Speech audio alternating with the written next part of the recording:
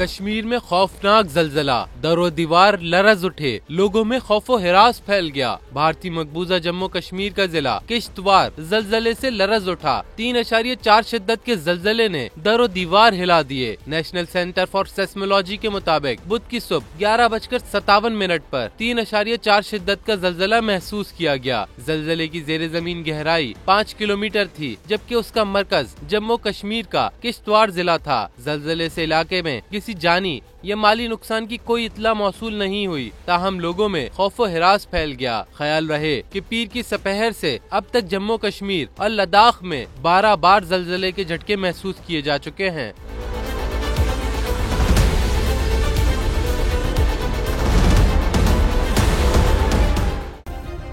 Subscribe करें और bell दबाएं ताकि कोई खबर रह न जाए।